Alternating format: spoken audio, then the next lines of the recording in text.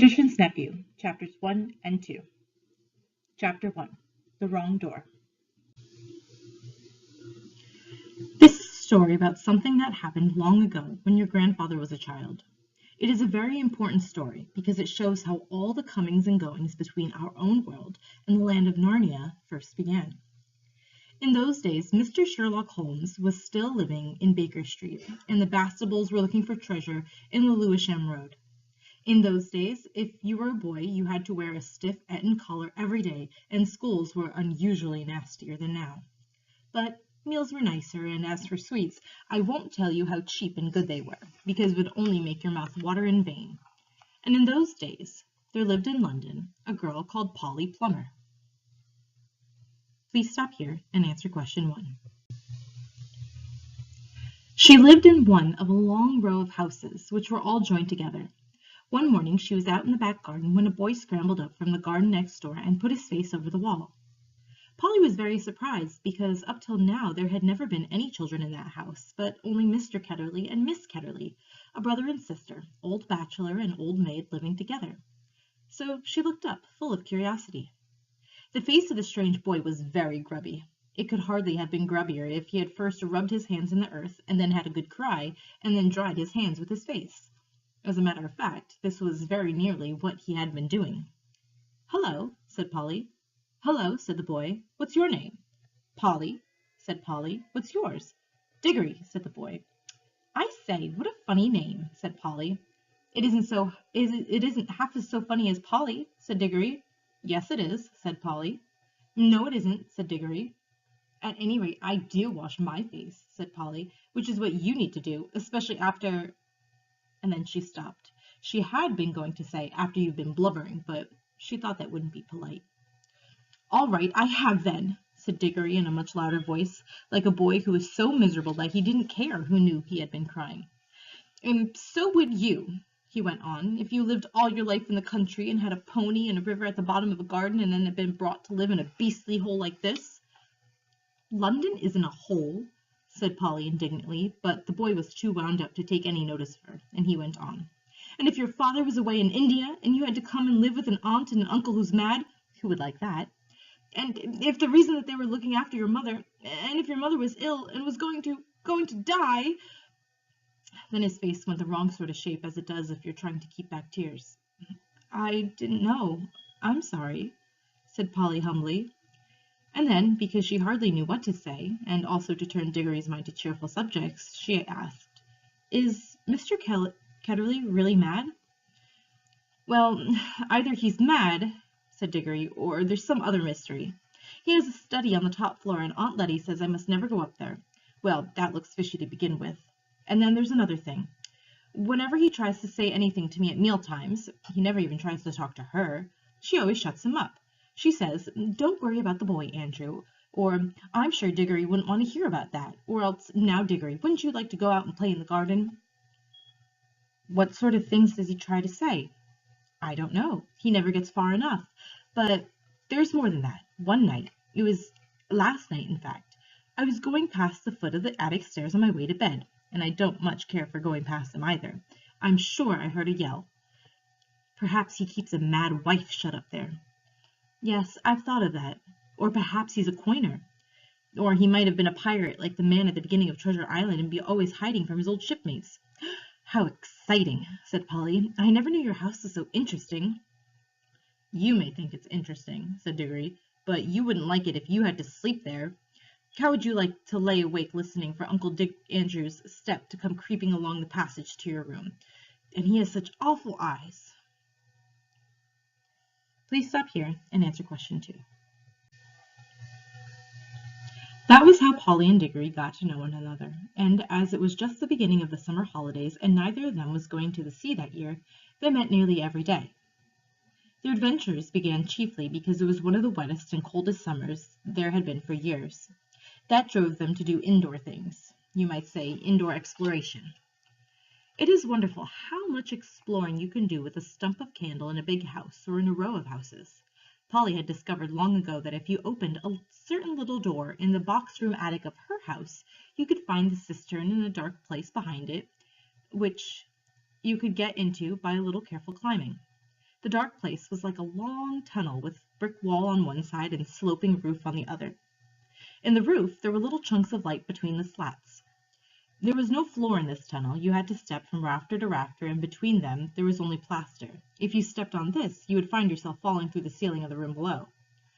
Polly had used a bit of the tunnel just below the cistern as a smuggler's cave. She had brought up bits of old packaging cases and seats of broken kitchen chairs and things of that sort, and spread them across from rafter to rafter so as to make a bit of floor.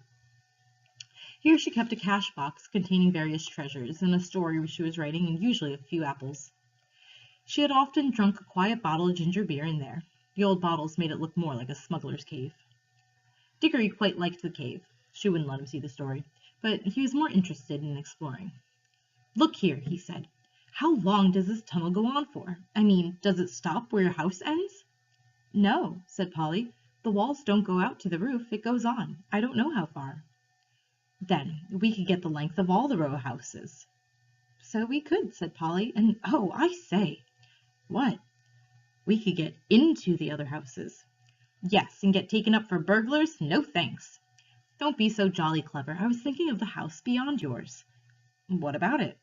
"Why, it's the empty one. Daddy says it's always been empty ever since we came here." "I suppose we ought to have a look at it then," said Dickory.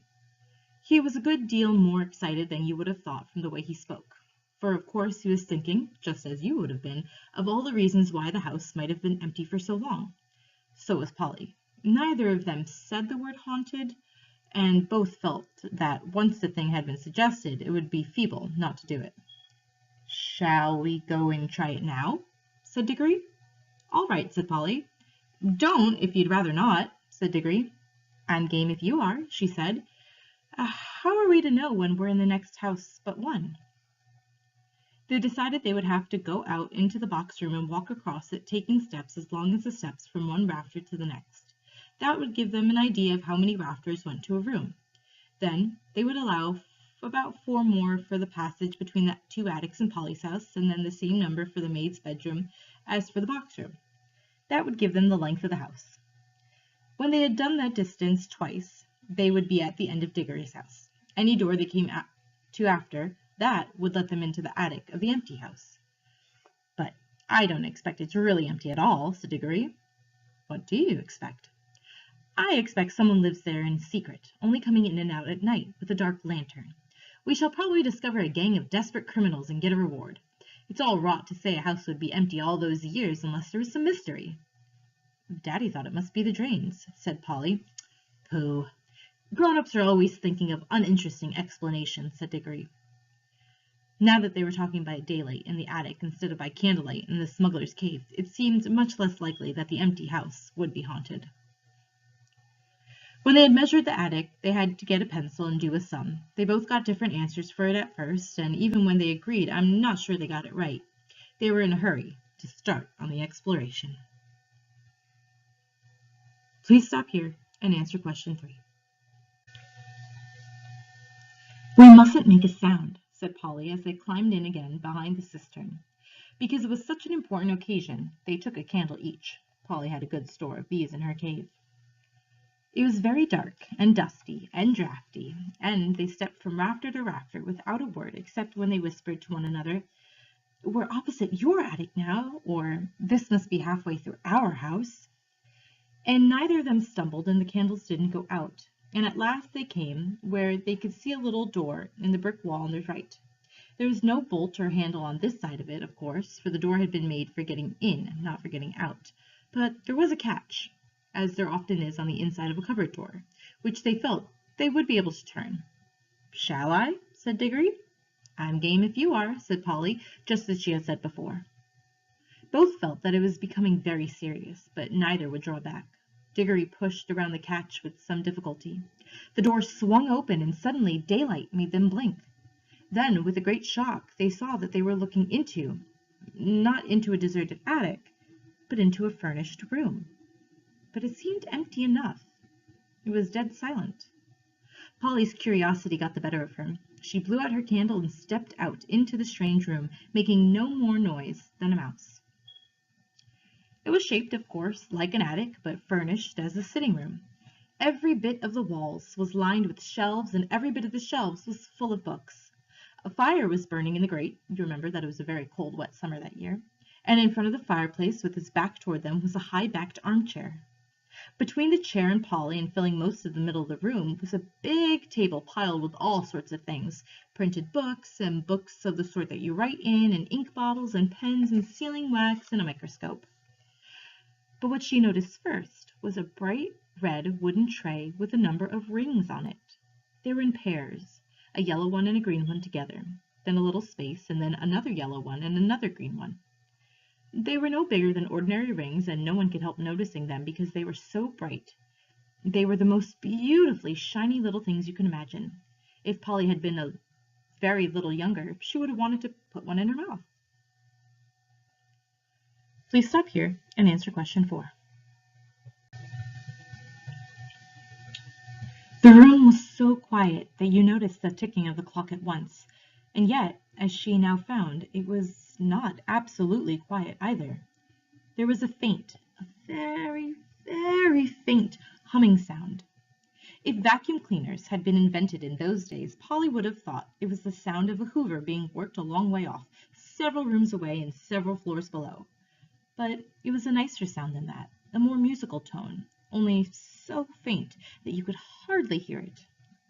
"It's all right. There's no one here," said Polly over her shoulder to Diggory, as she was speaking above a whisper now. And Diggory came out, blinking and looking extremely dirty, as indeed Polly was too. "This is no good," he said. "It is not an empty house at all. We'd better leave before anyone comes." "What do you think those are?" said Polly, pointing at the colored rings. "Oh, come on," said Diggory. "The sooner—" He never finished what he was going to say, for at that moment something happened. The high-backed chair in front of the fire moved suddenly, and there rose up out of it, like a pantomime demon coming out of a trapdoor, the alarming form of Uncle Andrew. They were not in the empty house at all. They were in Diggory's house, and in the forbidden study. Both children said, "Uh-oh," and realized their terrible mistake. They felt they ought to have known all along that they hadn't gone nearly far enough. Please stop here and answer question 5. Uncle Andrew was tall and very thin. He had a long, clean-shaven face with a sharply pointed nose and extremely bright eyes and a great tousled mop of gray hair. Diggory was quite speechless, for Uncle Andrew looked 1,000 times more alarming than he had ever looked before. Polly was not so frightened yet, but she soon was. For the very first thing Uncle Andrew did was to walk across to the door of the room, shut it, and turn the key in the lock. Then he turned round, fixed the children with his bright eyes, and smiled, showing all his teeth. "There," he said, "now my fool of a sister can't get at you." It was dreadfully unlike anything a grown-up should be expected to do. Polly's heart came into her mouth, and she and Diggory started back toward the little door they had come in by. Uncle Andrew was too quick for them. He got behind them and shut the door too, and stood in front of it. Then he rubbed his hands and made his knuckles crack. He had very long, beautifully white fingers. Please stop here and answer question 6. "I am delighted to see you," he said. "2 children are just what I wanted." "Please, Mr. Ketterly," said Polly, "it's nearly my dinner time, and I've got to go home. Will you let us out, please?" "Not just yet," said Uncle Andrew. "This is too good an opportunity to miss. I wanted 2 children. You see, I'm in the middle of a great experiment. I tried it on a guinea pig, and it seemed to work, but then a guinea pig can't tell you anything, and you can't explain it to how to come back." "Look here, Uncle Andrew," said Diggory, "it really is dinner time, and they'll be looking for us in a moment. You must let us out." "Must?" said Uncle Andrew. Diggory and Polly glanced at one another. They dared not say anything, but the glances meant, "Isn't this dreadful?" and "We must humor him." "If you let us go out for dinner now," said Polly, "we could come back after dinner." "Ah, but how do I know that you would?" said Uncle Andrew with a cunning smile. Then he seemed to change his mind. "Well, well," he said, "if you really must go, I suppose you must. I can't expect two youngsters like you to find it much fun talking to an old buffer like me." He sighed and went on. "You've no idea how lonely I am sometimes, but no matter. Go on to your dinner. But I must give you a present before you go. It's not every day that I see a little girl in my dingy old study, especially, if I may say so, such a very attractive young lady as yourself." Polly began to think he might not really be mad after all. "Wouldn't you like a ring, my dear?" said Uncle Andrew to Polly. "Do you mean one of those yellow or green ones?" said Polly. "How lovely!" "Not a green one," said Uncle Andrew. "I'm afraid I can't give you the green ones away, but I'd be delighted to give you any of the yellow ones, with my love. Come and try one on." Polly had now quite got over her fright, and felt sure that the old gentleman was not mad, and there was certainly something strangely attractive about those bright rings. She moved over to the tray. "Why, I declare," she said, "that humming noise gets louder here. It's almost as if the rings were making it." "What a funny fancy, my dear," said Uncle Andrew with a laugh. It sounded a very natural laugh, but Dickory had seen an eager, almost greedy look on his face. "Polly, don't be a fool!" he shouted. "Don't touch them!" It was too late. Exactly as he spoke, Polly's hand went out to touch one of the rings, and immediately, without a flash, or a noise, or warning of any sort, there was no Polly. Diggory and his uncle were alone in the room.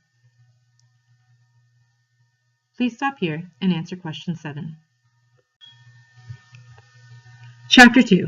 Diggory and his uncle. It was so sudden and so horribly unlike anything that had ever happened to Diggory, even in a nightmare, that he let out a scream. Instantly Uncle Andrew's hand was over his mouth. "None of that!" he hissed in Diggory's ear. "If you start making a noise, your mother will hear it, and you know what a fright might do to her." As Diggory said afterward, the horrible meanness of getting at a chap in that way almost made him sick. But of course he didn't scream again. "That's better," said Uncle Andrew. "Perhaps you couldn't help it. It is a shock when you first see someone vanish. Why, it gave even me a turn when the guinea pig did it the other night." "Was that when you yelled?" asked Diggory. "Oh, you heard that, did you? I hope you haven't been spying on me." "No, I haven't," said Diggory indignantly. "But what happened to Polly?" "Congratulate me, my dear boy," said Uncle Andrew, rubbing his hands. "My experiment has succeeded. The little girl's gone. Vanished. Right out of the world." "What have you done to her?" "Sent her well, to another place." Please stop here and answer question 8. "What do you mean?" asked Diggory. Uncle Andrew sat down and said, "Well, I'll tell you all about it. Have you ever heard of old Mrs. Lefay?" "Wasn't she a great aunt or something?" said Diggory. "Not exactly," said Uncle Andrew. "She was my godmother. That's her, there, on the wall." Diggory looked and saw a faded photograph. It showed the face of an old woman in a bonnet, and he could now remember that he had once seen a photo of the same face in an old drawer at home in the country. He had asked his mother who it was, and Mother had not seemed to want to talk about the subject much. It was not at all a nice face, Diggory thought, though of course with those early photographs one could never really tell. Wasn't there something wrong about her, Uncle Andrew?" he said. "Well," said Uncle Andrew with a chuckle, "it depends on what you call wrong. People are so narrow-minded. She certainly got very queer or strange later in life, did very unwise things. That was why they shut her up." "In an asylum, do you mean?" "Oh, no, no, no, no, no," said Uncle Andrew in a shocked voice. "Nothing of that sort. Only in prison." "I say," said Diggory, "what had she done?" Poor woman," said Uncle Andrew. "She had been very unwise. There were a good many different things. We needn't go into all that. She was always very kind to me." "But look here, what has all this got to do with Polly? I do wish you'd—" "All in good time, my boy," said Uncle Andrew. "They let old Mrs. Lefay out before she died, and I was one of the very few people whom she would allow to see her in her last illness. She had got to dislike ordinary ignorant people, you understand. I do myself. But she and I were interested in the same sort of things. It was only a few days before her death that she told me to go to an old bureau in her house and open a secret drawer and bring her a little box that I would find there. The moment I picked up that box, I could tell by the pricking in my fingers that I had held some great secret in my hands. She gave it to me and made me promise that as soon as she was dead I would burn it, unopened, with certain ceremonies. That promise I did not keep. Please stop here and answer question 9. Well then, it was jolly rotten of you, said Diggory. Rotten? Said Uncle Andrew with a puzzled look. Oh, I see. You mean that little boys ought to keep their promises? Very true. Most right and proper, I'm sure, and I'm very glad you have been taught to do it. But of course, you must understand that rules of that sort, however excellent they may be for little boys and servants and women and even people in general, can't possibly be expected to apply to profound students and great thinkers and sages. Now, Diggory, men like me, who possess hidden wisdom, are freed from common rules, just as we are cut off from common pleasures. Ours, my boy, is a high and lonely destiny. As he said this, he sighed, and looked so grave and noble and mysterious that for a second Diggory really thought he was saying something rather fine. But then he remembered the ugly look he had seen on his uncle's face the moment before Polly had vanished, and all at once he saw through Uncle Andrew's grand words. All it means, he said to himself, is that he thinks he can do anything he likes to get anything he wants. Please stop here and answer question 10. Of course, said Uncle Andrew, I didn't dare to open the box for a long time, for I knew it might contain something highly dangerous. For my godmother was a very remarkable woman. The truth is, she was one of the last mortals in this country who had fairy blood in her. She had said there had been 2 others in her time. One was a duchess, and the other was a charwoman. In fact, Diggory, you are now talking to the last man, possibly, who really had a fairy godmother. There, that'll be something for you to remember when you are an old man yourself. I bet she was a bad fairy, thought Diggory, and added out loud, but what about Polly? How you do harp on that, said Uncle Andrew, as if it was what mattered. My first task, of course, was to study the box itself. It was very ancient, and I knew enough then to know that it wasn't Greek, or old Egyptian, or Babylonian, or Hittite, or Chinese. It was older than any of those nations. Ah, that was the day when I found at last the truth. The box was Atlantean. It came from the lost island of Atlantis. That meant it was centuries older than any of the Stone Age things they dig up in Europe, and it wasn't a rough, crude thing like them either. For in the very dawn of time, Atlantis was already a great city with palaces and temples and learned men. He paused for a moment, as if he expected Diggory to say something, but Diggory was disliking his uncle more every minute, so he said nothing. Meanwhile, continued Uncle Andrew, I was learning a good deal in other ways. It wouldn't be proper to explain them to a child, about magic in general. That meant that I came to have a fair idea of what sort of things might be in the box. By various tests, I narrowed down the possibilities. I had to get to know some devilish queer people, and go through some very disagreeable experiences. That was what turned my head gray. One doesn't become a magician for nothing. My health broke down in the end, but I got better, and at last I actually knew. Although there was not really the least chance of anyone overhearing them, he leaned forward and almost whispered as he said, "The Atlantean box contained something that had been brought from another world when our world was only just beginning." "What?" asked Diggory, who was now interested in spite of himself. "Only dust," said Uncle Andrew. "Fine, dry dust. Nothing much to look at. Not much to show for a lifetime of toil, you might say. Ah! But when I looked at that dust, I took jolly good care not to touch it, and thought that every grain had once been in another world. I don't mean another planet, you know. They're part of our world, and you can get to them if you went far enough. But a really other world, another nature, another universe, somewhere you would never reach, even if you traveled through the space of this universe forever and ever, a world that could be reached only by magic. Well, here Uncle Andrew rubbed his hands till his knuckles cracked like fireworks. Please stop here and answer question 11.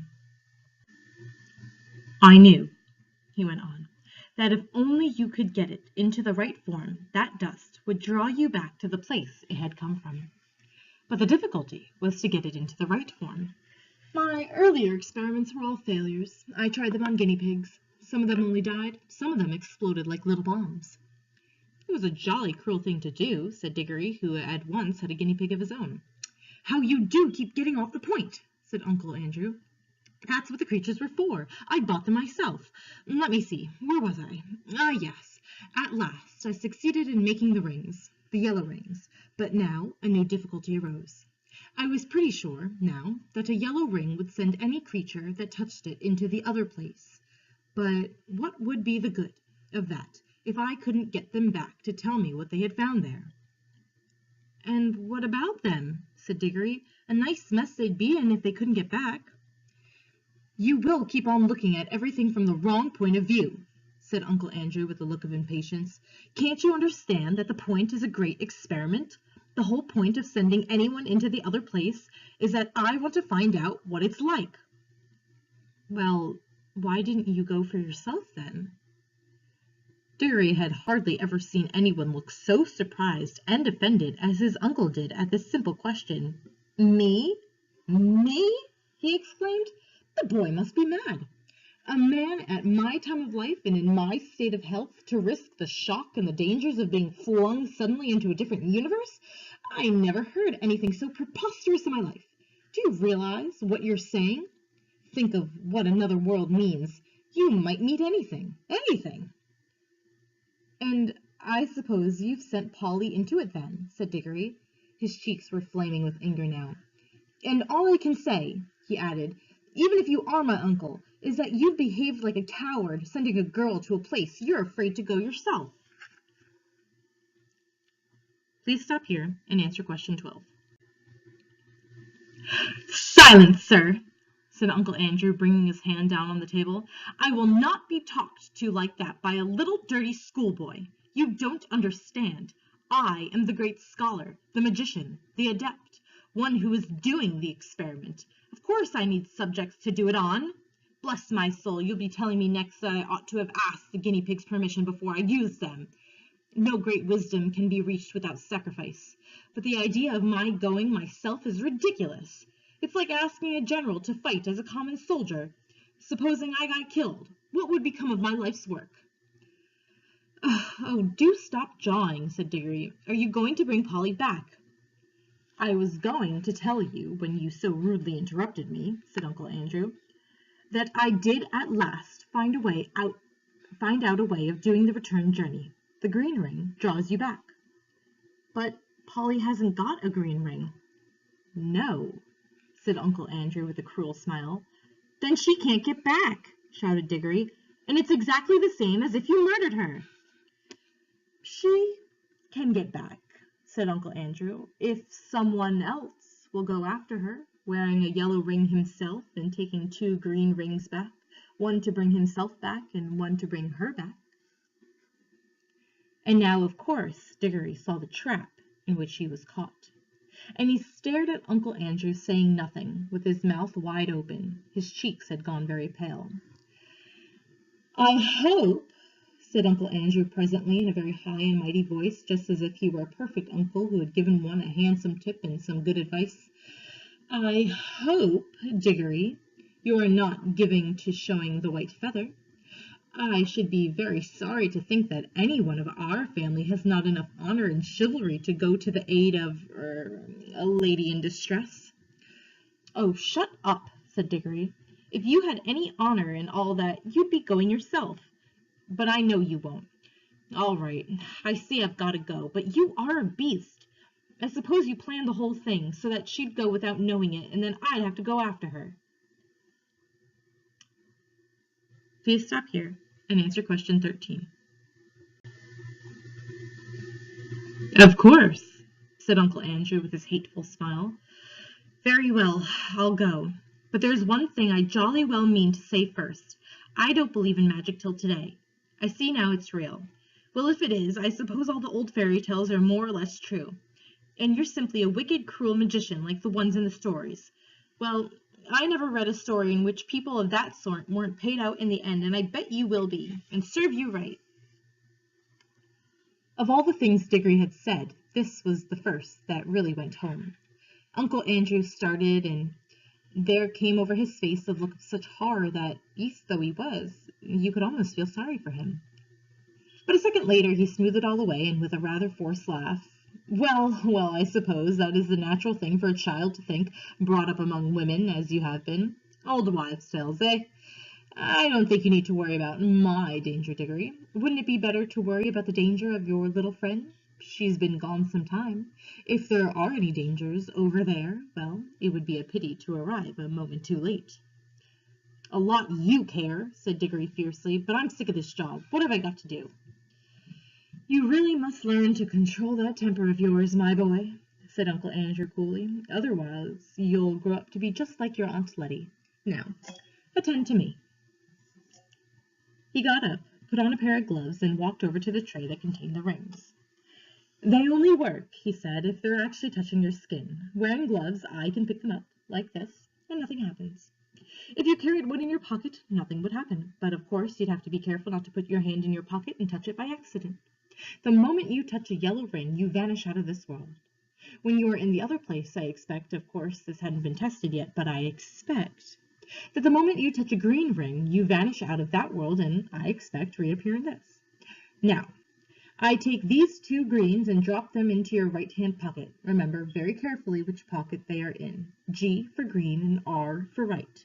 GR. You see? Which are the first two letters of green? One for you and one for the little girl. And now you pick up a yellow one for yourself. I should put it on your finger if I were you. There'd be less chance of dropping it. Please stop here and answer question 14.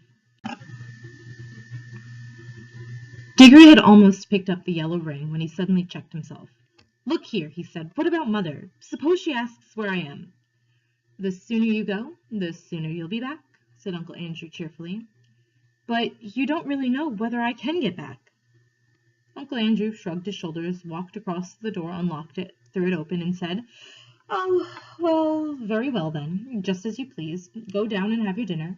Leave the little girl to be eaten by wild animals, or drowned, or starved in the other world, or lost there for good, if that's what you prefer.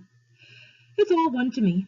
Perhaps before tea time you better drop in on Mrs. Plummer and explain that she'll never see her daughter again because you were afraid to put on a ring.